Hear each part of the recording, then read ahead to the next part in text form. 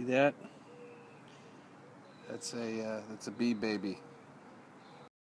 And they're all dead now because of these fucking ants. Ants. All of this comb, these ants, see how they're crawling around?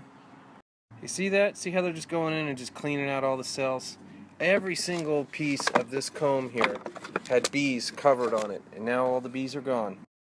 Okay, so I pulled out the hive and the hive stands, and they're over there now, and now I got a swarm of bees wondering where their homes are.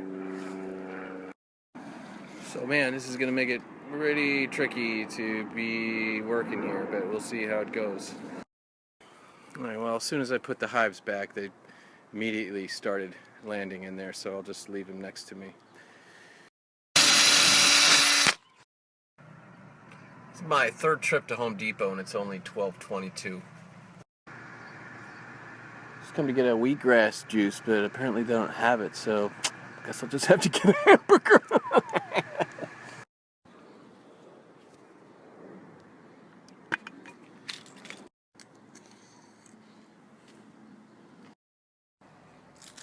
This little girl's like, this used to be my home.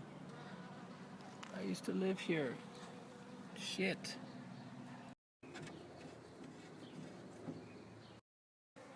Well, here's the final holdout of the box of bees.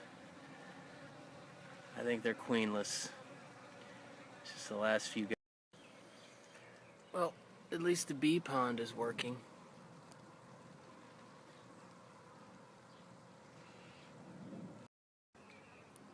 It's me and the bees here, and I'm digging post holes in some incredibly hard dirt.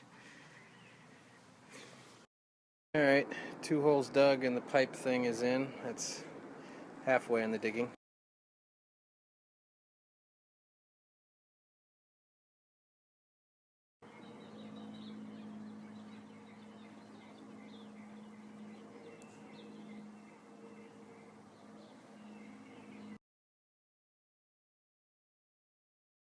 Alright, everything is level and spaced properly, so gotta pour the concrete and that's it. We're in Pet Boys. Alright, last step is this grease here. Goes in these little cups. And that is the ant barrier. Alright, that was a long ass day, but there it is. It's metal, which the ants can't make homes in, and the grease keeps them out. Almost forgot, but diatomaceous earth right around the base, which the ants hate. They can't walk on it.